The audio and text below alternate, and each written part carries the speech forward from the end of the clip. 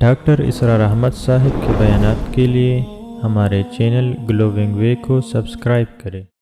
حدیث میں یہ بھی آتا کہ اصفہان سے 70,000 یہودی دجال کا ساتھ دیں گے، لیکن بہرحال خراسان ایک صوبہ ہے افغانستان کا اس وقت بھی شمال مشرقی کونے میں، مجھے امید ہے وہاں سے خیر کی، کیونکہ خراسان کا لفظ وہاں پہ شامل ہے، اور حضور کی حدیث میں بعد میں آپ کو سناؤں گا کہ خراسان سے فوجیں چلیں گی جو یروشلم کو دوبارہ حاصل کریں گی، فتح کریں گی، جیسے پہلے یروشلم کھویا عربوں نے تھا، دوبارہ حاصل کیا تھا کرد نے، کرد خون صلاح الدین ایوبی رحمت اللہ علیہ، ایسے اب پھر عربوں نے کھویا ہے، لیکن لینے والے خراسان سے لشکر آئیں گے، یخرج من خراسان رایات سود لا یردها شیء حتی تنصب بإیلیا، خراسان کے علاقے سے کالے علم لے کر لشکر چلیں گے جن کے رخ کو کوئی موڑ نہیں سکے گا جب تک کہ وہ جا کر یروشلم میں نصب نہ ہو جائے۔ اس کے بعد نام آتا ہے پاکستان کا، یہ ہے میری اور آپ کی داستان، اور یہ ہے سبب جس کی وجہ سے کہ میں آپ سے یہ گفتگو کر رہا ہوں۔ اصل میں تو کس لیے؟ محض ایک علمی استفادہ، محض اپنی بات آراء کو ظاہر کرنے کا شوق نہیں، بلکہ یہ کہ اپنی ذمہ داری ہم پہچانیں کہ ہم کس مقام پر کھڑے ہیں۔ دیکھیے، اس پاکستان کے بارے میں یا ہندوستان کے بارے میں علامہ اقبال نے کہا تھا اپنے ترانہ ملی میں، میرے عرب کو آئی ٹھنڈی ہوا جہاں سے، میرا وطن وہی ہے، میرا وطن وہی ہے۔ اور مجھے بتایا گیا کہ سنن ابی داؤد میں یہ روایت موجود ہے کہ حضور نے فرمایا کہ ہندوستان کی طرف سے مجھے ٹھنڈی ہوا آتی ہے، اگرچہ مجھے وہ حدیث ابھی نہیں ملی ہے، لیکن حزب التحریر کا ایک کارڈ مجھے ملا تھا، تو اس میں اس حدیث کا اور اس میں ابو داؤد کا روایت کا حوالہ موجود تھا۔ لیکن میں جو چیز آپ کو بتا چکا ہوں وہ یہ کہ الف ثانی کا پورا تجدیدی کارنامہ اس ہندوستان کی سرزمین میں ہوا۔ مجدد الف ثانی شیخ احمد سرندی، شاہ ولی اللہ دہلوی، سید احمد بریلوی، وہ تو ہمارے پاکستان میں آ کر جو ہے ان کا خون جذب ہوا ارض پاکستان میں۔ پھر شیخ الہند مولانا محمود حسن، تحریک خلافت چلی تو صرف ہندوستان میں چلی اور کہیں نہیں چلی۔ آزادی کی تحریک چلی پوری دنیا میں، وہ نیشنلزم کی بنیاد پر چلی، ملے نیشنلزم، عرب نیشنلزم، ترک نیشنلزم، ہمارے ہاں چلی تو اسلام کے نام پر پاکستان کا مطلب کیا، لا الہ الا اللہ۔ پھر پاکستان قائم ہوا معجزے کے طور پر، بلکہ نازل ہوا ہے لیلۃ القدر میں، انا انزلناہ فی لیلۃ القدر، جیسے قرآن نازل ہوا ہے لیلۃ القدر میں، یہ پاکستان بھی نازل ہوا ہے لیلۃ القدر میں۔ اس کا برقرار رہنا ابھی تک معجزہ ہے۔ ہندو یہ سمجھتا تھا، کانگریس سمجھتی تھی کہ جھٹپٹ ختم ہو جائے گا، پھر یہ کہ اس کا قرارداد مقاصد کا پاس ہو جانا، مزید بھی اور اضافی دفعات دستور میں آ جانا، اب کمرشل انٹرسٹ کو ربا قرار دے کر حرام قرار دینا، یہ سارے لینڈ مارکس ہیں کہ جو اشارہ کر رہے ہیں کسی چیز کی طرف، معاملہ کدھر جا رہا ہے۔ پھر یہ کہ یہ جو 14ویں صدی کے مجدد تھے شیخ الہند، اس کے بعد سے کچھ ایسی شخصیتیں عظیم پیدا ہوئی ہیں ہند میں، جن کو میں سمجھتا ہوں کہ 14ویں صدی کے مجدد اور 15ویں صدی کے مجدد کے درمیان، یہ 15ویں صدی کے مجدد کی راہ کو سیدھا کرنے والے، جیسے کہ حضرت یحییٰ نے کہا تھا میں تو آنے والے کا راستہ سیدھا کر رہا ہوں حضرت عیسیٰ کے لیے، ایسے ہی 15ویں صدی کے لیے امام مہدی کے لیے راستہ صاف کرنے والے سب سے پہلے علامہ اقبال، جنہوں نے اسلام کا تصور دین کی حیثیت سے دوبارہ زندہ کیا ہے، ورنہ اسلام ایک مذہب کی شکل اختیار کر چکا تھا۔ پھر مولانا مودودی، مولانا ابوالکلام آزاد حکومت الہیہ کے نعرے کے ساتھ میدان میں آئے۔ یہ اقبال نے جو تصور پیش کیا تھا اس پر عملی جد و جہد کے لیے حزب اللہ قائم ہوئی۔ نوٹ کر لیجئے 11 برس کا فرق ہے عمر کا علامہ اقبال کے اور ابوالکلام کے، اور 1913 میں جب حزب اللہ قائم کیا اس وقت علامہ اقبال کی ملی شاعری اپنے عروج کو پہنچ چکی تھی۔ پھر یہ کہ علامہ اقبال کے بعد تعمیل جو ہے اس کام کی وہ ابوالکلام نے کی، لیکن روایتی علماء نے کی شدید مخالفت کی وجہ سے وہ بددل ہو کر چھوڑ گئے، کانگریس میں شامل ہو گئے، بساط جو ہے حزب اللہ کی انہوں نے لپیٹ دی۔ پھر مولانا مودودی آئے، انہوں نے وہ ڈور جو ہے اس کا سرا تھاما، جماعت اسلامی قائم کی حکومت الہیہ ہی کے قیام کے لیے، اگرچہ میرے نزدیک یہ کہ وہ انتخابی اور ایک قومی سیاست کی ایک جماعت بن کر پاکستان میں جو ہے دلدل میں پھنس گئی ہے۔ اب ہم اس کی کوشش کر رہے ہیں، تنظیم اسلامی اور یہ تحریک خلافت جس کے تحت یہ جلسہ ہو رہا ہے، یہ ساری چیزیں وہ ہیں کہ آپ کو سوائے پاکستان کے اور کہیں نہیں ملیں گی پوری دنیا میں۔ معلوم ہوتا ہے کہ پاکستان کو بہت بڑا رول پلے کرنا ہے اس میں، اور اس کے ساتھ اب جمع کر لیجئے افغانستان کی عمارت افغانستان، اسلامی عمارت افغانستان قائم ہو چکی ہے۔ یہ پچھلے 20 سالوں میں جو کچھ وہاں ہوتا رہا ہے اس سے پہلے تصور نہیں ہو سکتا تھا۔ علامہ اقبال کے فرزند بھی دیکھ کر آئے ہیں، تو اگرچہ وہ خود میں سمجھتا ہوں کہ خاصے انہیں آپ لبرل کہیں، آزاد خیال کہیں، لیکن اس درجے متاثر ہو کر آئے تھے کہ انہوں نے یہ کہا افغانستان میں جو میں نے حالات دیکھے ہیں کہ اگر 2-4 اور مسلمان ملکوں کے اندر یہ نظام قائم ہو جائے تو پوری دنیا مسلمان ہو جائے گی۔ یہ سب کچھ کیسے ہو رہا ہے؟ یہ آنے والے دور کی جھلکیاں ہیں۔ Coming events are casting their shadows before. یہ سب بتا رہے ہیں کہ پاکستان افغانستان کو مل کر اس میں کوئی عظیم رول پلے کرنا ہے۔ اور اس کے ضمن میں اب میں علامہ اقبال کے بارے میں آخری بات کہہ رہا ہوں۔ علامہ اقبال کے بارے میں عام یہ خیال ہے، انہوں نے اپنے خطبات میں مہدی کا اور نزول مسیح کا، حالانکہ میں کل پڑھ رہا تھا مولانا سید احمد اکبر آبادی رحمۃ اللہ علیہ کا ایک مقالہ ان کا کہ علامہ اقبال نے ابن خلدون کے بارے میں یہ کہا ہے کہ مہدی کا اور نزول عیسیٰ کا دونوں کا انہوں نے انکار کیا ہے، حالانکہ ابن خلدون نے نزول عیسیٰ کا انکار نہیں کیا، صرف مہدی کا انکار کیا ہے۔ بہرحال علامہ اقبال نے خطبات میں انکار کیا ہے، لیکن یہ کہ اپنی شاعری کے اندر میں چیلنج کرتا ہوں کسی بڑے سے بڑے اقبال شناس کو، ان کا یہ شعر ذرا سنیے۔ خضر وقت از خلوت دشت حجاز آید بروں، کارواں زی وادی دور و دراز آید بروں۔ خضر وقت، امام وقت، رہنمائے وقت، قائد وقت، خلوت دشت حجاز، حجاز کی صحرا کی کسی خلوت گزینی سے نکل کر باہر آئیں گے۔ میں حیران ہوتا ہوں علامہ کے اس فکر پر اور اس مصرے پر۔ یہاں انہوں نے شیعہ اور سنی دونوں کے کانسیپٹ جمع کر دیے۔ شیعہ کا کانسیپٹ یہ چھپے ہوئے کسی غار میں وہاں سے برآمد ہوں گے، اور ہمارا کانسیپٹ میں ام سلمہ رضی اللہ تعالیٰ عنہ کی حدیث سنا چکا، چھپے ہوئے ہوں گے وہ وہاں پر، مدینے سے نکل کر آ کر مکے میں چھپ جائیں گے۔ اس خانہ جنگی کی حالت میں لوگ ان کی طرف دیکھ رہے ہوں گے، سوچتے ہوں گے انہیں میدان میں آنا چاہیے، کوئی پارٹ پلے کرنا چاہیے، امت کی رہنمائی کرنی چاہیے، لیکن وہ چھپیں گے، وہ کارے ہوں گے، وہ اس ذمہ داری کو قبول نہیں کرنا چاہیں گے، جا کے چھپ جائیں گے مکے میں، وہاں سے مکے والے انہیں نکالیں گے، اور وہ کارے ہوں گے، انہیں بالکل یہ پسند نہیں ہوگا کہ یہ ذمہ داری اٹھائیں۔ تو خضر وقت از خلوت دشت حجاز آیت بروں، کارواں زی وادی دور و دراز آیت بروں۔ کارواں جو چلے گا ان کی مدد کے لیے اس وادی دور و دراز، اس عظیم وادی دور و دراز، یہ وادی سندھ ہے۔ وادی سندھ جو ہے ہم سمجھتے ہیں کہ صرف یہ پاکستان اور پنجاب جو ہے یہ اس میں شامل ہے، سندھ اور پنجاب نہیں، افغانستان کا پورا مشرقی علاقہ اس میں شامل ہے۔ جیسے دریائے جہلم سندھ میں جا رہا ہے، جیسے دریائے گلگت سندھ میں آ کر ملتا ہے، جیسے دریائے چناب اور راوی اور جہلم اور یہ سب جا رہے ہیں اور آ رہے ہیں، اسی طرح دریائے کابل کہاں سے آ رہا ہے، دریائے گومل کہاں سے آ رہا ہے، ٹوچی کہاں سے آ رہا ہے، یہ سارا جو ہے ڈرین جو ہو رہا ہے ایسٹرن جو ہے پارٹ آف افغانستان، یہ سب وادی ہے۔ اس وادی کے یہ دو حصے ہیں، ایک حصہ جو ہے یہ ادھر پاکستان میں ہے اور اسی وادی کا دوسرا حصہ جو ہے وہ افغانستان میں ہے۔ کارواں زی وادی دور و دراز آیت بروں، کارواں چلے گا یہاں سے، یخرج ناس من المشرق یؤتون للمہدی یعنی سلطان ہی، مشرق سے فوجیں چلیں گی کہ جو مہدی کی حکومت قائم کریں گی، اور یخرج من خراسان رایات و سود، اور خراسان سے سیاہ پرچم چلیں گے کہ جن کا رخ کوئی موڑ نہیں سکے گا، حتیٰ تنصب بیلیا، یہاں تک کہ وہ جا کر یروشلم کے اندر نصب ہو جائیں گے۔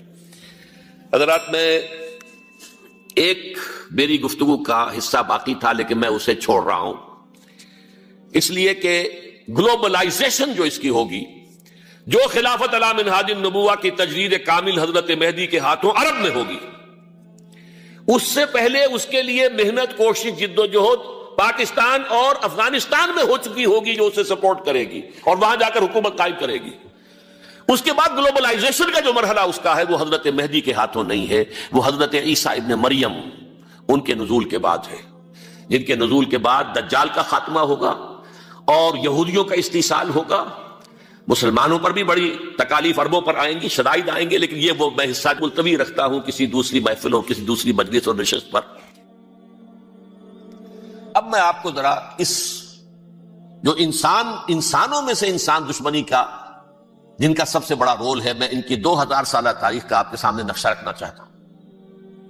ان 1400 سال کا تو میں نے صرف 4 آپ کو پوائنٹس بتائے۔ موسیٰ سے عیسیٰ تک 1400 برس علیہ السلام، 2 مرتبہ عروج، 2 مرتبہ زوال، اشیریوں کے ہاتھوں پٹوائی، بابلیوں کے ہاتھوں پٹانا، گریکس کے ہاتھوں مرمت، رومنس کے ہاتھوں مرمت۔ یہ جو 2000 سال ہیں، کیونکہ اب تو ظاہر بات ہے 21ویں صدی شروع ہو گئی، 20 صدیاں حضرت مسیح کو پوری ہو گئی۔ پہلی بات نوٹ کیجئے، حضرت مسیح کی پیدائش ہے سن 1 قبل مسیح۔ یہ نقطہ آپ نے کبھی سنا ہے یا نہیں؟ جب ملینیم کا سلسلہ شروع ہوا تھا پچھلے سال تو میں نے بیان کر دیا تھا کہ ایک عجیب حساب کے اندر انہوں نے غلطی کی ہوئی ہے. حضرت مسیح کی پیدائش ہوئی 25 دسمبر کو، سن انہوں نے شروع کر دیا، جو اس کے بعد جنوری آئی تو پہلا سال شروع ہو گیا. اگر جنوری سے پہلا سال شروع ہوا تو یہ 6 دن جو ہے تو اس کے پچھلے سال میں تھے. لہذا کہا جائے گا کہ Jesus Christ was born 1 year before Christ BC. تو ایک قبل مسیح میں حضرت مسیح کی پیدائش ہوئی. یہ آخری اسرائیلی نبی اور رسول. یہودی علماء کی مخالفت، دشمنی، سولی پر چڑھوا دینا میں بیان کر چکا ہوں. سن 33 عیسوی میں جبکہ حضرت مسیح کی عمر 33 برس تھی، اللہ تعالیٰ نے انہیں زندہ آسمان پر اٹھا لیا. لیکن یہودیوں نے اپنے خیال کے مطابق انہیں سولی پر چڑھوا دیا، ان کی موت واقع ہو گئی. اگرچہ اس کے بعد یہ اختلاف ہے ان میں. یہودی کہتے ہیں وہ سولی پر چڑھ گیا، ختم ہوا، مر گیا. عیسائی کہتے ہیں نہیں، انتقال ہوا ہے مسیح کا صلیب پر، لیکن پھر وہ دوبارہ زندہ ہو گئے ہیں. ان کی لاش ایک غار میں رکھ دی گئی تھی، وہاں ریزریکشن ہو گیا، ان کا باعث بعد الموت وہی ہو گیا، اور پھر انہیں اللہ نے زندہ آسمان پر اٹھا لیا. تو ہمارے اور عیسائیوں کے درمیان نوٹ کر لیجئے، یہ چیز مشترک ہے کہ حضرت مسیح آسمان پر زندہ اٹھائے گئے. فرق کیا ہے؟ وہ سمجھتے ہیں کہ سولی دیے گئے، سولی پر مرے، پھر زندہ ہوئے، پھر گئے. ہم سمجھتے ہیں کہ نہیں، وما صلبوہ وما قتلوہ، انہوں نے نہ صلیب دے سکے انہیں اور نہ انہیں قتل کر سکے، بل رفع اللہ الیہ، اللہ نے اٹھا لیا. پھر ہمارا اور یہ اس کا عیسائیوں کا ایک اور اتفاق ہے، سیکنڈ کمنگ آف جیسس، حضرت مسیح دوبارہ آئیں گے. یہ عیسائیوں کا بھی عقیدہ ہے اور ہمارا بھی. بہرحال تو جیسا کہ میں نے عرض کیا کہ اس وقت یہ عذاب استیصال، عذاب اکبر کے مستحق ہو چکے تھے، لیکن اللہ نے ان کی مدت دراز کی ہے. لیکن ان پر دنیاوی عذاب کا ایک کوڑا جو ہے اللہ تعالیٰ کی طرف سے اسی وقت برسا. دنیاوی عذاب دنیا میں رہتے ہوئے ختم نہیں کیا. 37 برس بعد حضرت مسیح کے رفع سماوی کے 37 برس بعد سن 70 میں یہودیوں نے بغاوت کی رومیوں کے خلاف. رومی ٹائٹس جنرل تھا ایک، اس نے پھر جو حملہ کیا ہے، 1,33,000 یہودی ایک دن میں قتل کیا یروشلم میں، اور ہیکل سلیمانی گرا دیا. وہ ہیکل پہلے بھی گرا تھا، پہلے 1400 سال کے دوران میں بھی نبوکدنضر نے گرایا تھا، لیکن پھر اس کے 150 سال بعد انہوں نے دوبارہ بنا لیا تھا، اس لیے وہ اسے سیکنڈ ٹیمپل کہتے ہیں. پہلا ٹیمپل جو حضرت سلیمان نے بنایا تھا، نبوکدنضر نے گرا دیا 587 قبل مسیح میں، پھر دوبارہ انہوں نے 150 سال کے بعد بنا لیا. وہ اس تاریخ کا حصہ ہے، میں نے جس کے بارے میں آپ کو تفصیل نہیں بتائی. اس میں یہ ہوا سن 70 میں وہ گرا دیا گیا، وہ آج تک گرا پڑا ہوا ہے. نمبر 2، یہ کہہ دیا گیا کہ یہودیوں اس ارض فلسطین سے نکل جاؤ، تم یہاں نہیں رہ سکتے. لہذا جس کا جہاں سینگ سمایا چلا گیا. یورپ میں چلے گئے، ایشیا میں آ گئے، عرب میں آ گئے. یہ 3 قبیلے جو رات بھی میں نے عرض کیا تھا، بنو قینقاع، بنو نذیر اور بنو قریظہ، یہ وہاں سے آ کے مدینے میں آباد ہو گئے. جس کا جہاں سینگ سمایا، افریقہ میں، ہندوستان میں، جہاں چلے گئے. ڈایاسپورا اسے کہتے ہیں، وہ آپ نوٹ کر لیجیے اس لفظ ڈایاسپورا. ہمارا دور انتشار، جبکہ ہمیں ہماری اصل سرزمین تو فلسطین ہے، حضرت ابراہیم کا مسکن، حضرت اسحاق، حضرت یعقوب کا مسکن فلسطین، یہ ہے ہماری اصل جاگیر، یہ تو ہماری جدی پشتی جاگیر ہے. لیکن یہاں سے نکال دیے گئے سن 70 عیسوی میں، اور وہاں سے لے کے 1917 تک ان کا ڈایاسپورا جاری رہا. یہ دور انتشار. اس دور انتشار کے چند حصے ہیں جس کو میں چاہتا ہوں کہ آپ علیحدہ علیحدہ سمجھ لیں. دور انتشار کا جو پہلا جو ہے تقریباً 300 برس رومی حکمران تھے. وہ یہودیوں کے بھی دشمن تھے اور عیسائیوں کے بھی دشمن تھے.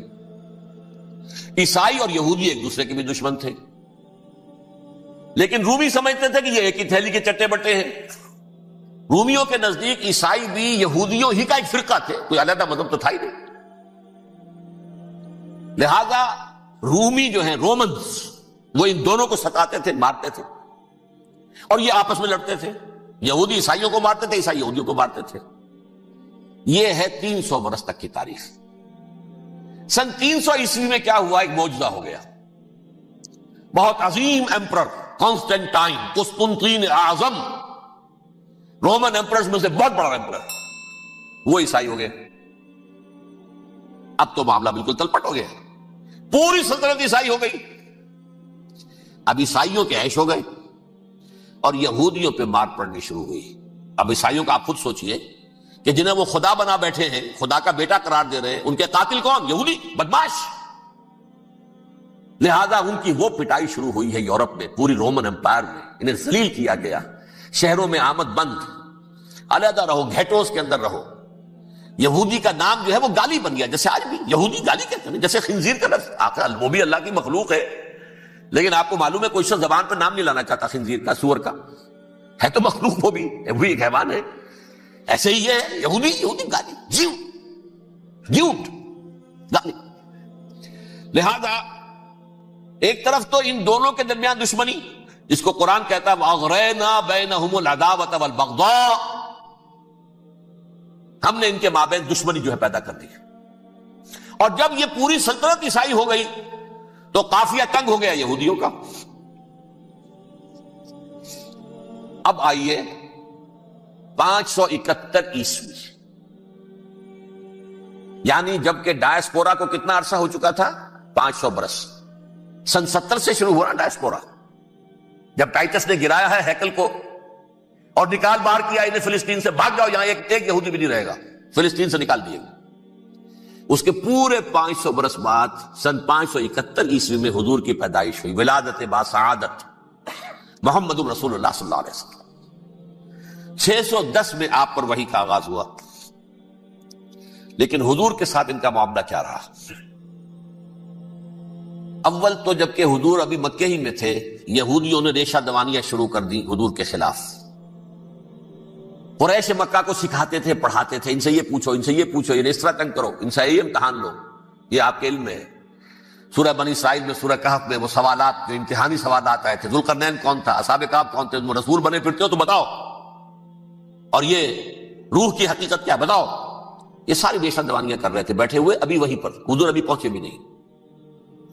ہجرت فرما کر حضور تشریف لے آئے تو حضور نے، جسے ماسٹر سٹروک کہا جائے گا، یعنی اسٹیٹس مین شپ کا ماسٹر سٹروک، آپ نے مدینے میں آتے یہودیوں کے ساتھ پیکٹ کر دیا، جوائنٹ ڈیفنس پیکٹ آف مدینہ، کہ اگر مکے والے ہم پر حملہ کریں گے تو ہم مل جل کر ایک قوم کی حیثیت سے مقابلہ کریں گے۔ یہ میثاق مدینہ کہلاتا ہے، جس کے بہت غلط معنی پہنائے جا رہے ہیں آج کل۔ بہرحال میں موضوع میرا چونکہ یہ نہیں، میں ادھر نہیں جاؤں گا، لیکن ہوا کیا؟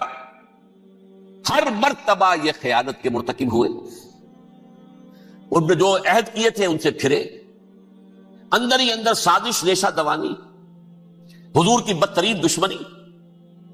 سورہ نساء کی آیت نمبر 12 میں 14 میں 13 میں فرمایا ہے لا تزال تطلع علی خائنۃ منہم، اے نبی ہمیشہ آپ کے علم میں ان کی طرف سے خیانتیں، بددیانتیاں آتی رہیں گی، اور بار بار وہ مسلسل جنگ کی آگ بھڑکاتے تھے، قریش کو دعوت دیتے، آؤ آؤ آؤ ہم اندر سے بغاوت کر دیں گے، تم آؤ تو صحیح، ختم کریں محمد کو اور اہل ایمان کو صلی اللہ علیہ وسلم ورضی اللہ تعالی عنہم اجمعین۔ لیکن پھر جب وہ آتے تھے تو یہ دبک جاتے تھے، ان میں ہمت نہیں تھی، میدان کے مرد نہیں رہے تھے۔ یہ سورہ حشر میں ان کا نقشہ کھینچا گیا ہے، کھلے میدان میں مقابلے کی اس کے اندر صلاحیت ہی نہیں ہے، یہ تو فصیلوں کے پیچھے سے، جیسے عورتیں کہیں دیہات میں لڑائی ہوتی ہے تو مرد جو ہے گلیوں میں لڑتے ہیں، عورتیں اوپر سے پتھر پھینکتی ہیں، بس وہ کام یہ کر سکتے تھے، من ورائے جدر، فصیلوں کے پیچھے سے، جنگ میں میدان میں نہیں آ سکتے۔ بہرحال قرآن مجید میں ہے یہ، سورہ مائدہ کی آیت نمبر 64، کلما اوقدوا نارا للحرب اطفاها اللہ، اکثر و بیشتر مواقع پر تو یہ جب آگ بھڑکاتے تھے جنگ کی، اللہ اسے بجھا دیتا تھا۔ لیکن بہرحال اس کے باوجود جنگیں ہوئی، غزوہ بدر، غزوہ احد ہوئی کہ نہیں، یہ ساری اس اصل شرارت میں، اور اس کے نتیجے میں حضور نے پھر ایک ایک کر کے 3 قبیلوں کو سزا دی۔ غزوہ بدر کے فوراً بعد بنو قینقاع نکالے گئے مدینے سے، غزوہ احد کے فوراً بعد بنو نذیر نکالے گئے، اور غزوہ احزاب کے بعد بنو قریظہ نکال دیے گئے۔ یہ تو میں نے آپ کے سامنے رکھ دیا صرف حضور کے زمانے میں ان کا کیا رویہ رہا، دشمن۔ رات بھی ہم نے وہ آیت پڑھی تھی، لَتَجِدَنَّ أَشَدَّ النَّاسِ عَدَاوَةً لِلَّذِينَ آمَنُوا الْيَهُودُ وَالَّذِينَ أَشْرَكُوا، اہل ایمان کی دشمنی میں شدید ترین تم پاؤ گے یہودیوں کو اور مشرکین کو. مشرکین بھی بعد میں ہے، پہلے یہودی. حضور کے بعد کیا ہوا آپ یہ نوٹ کیجئے، یہ ان کی تاریخ کا دوسرا دور. حضرت عمر رضی اللہ تعالیٰ عنہ قائد خلافت ہے. بیت المقدس کا محاصرہ کیا گیا، فصیل بڑی اونچی، شہر اندر سے سیلف سفیشنٹ، حملے کا راستہ کوئی نہیں. محاصرہ طول کھینچ رہا ہے لیکن ان کے پاس رسد بھی موجود ہے، پانی بھی موجود ہے، وہ دروازے بند کر کے بیٹھے ہوئے.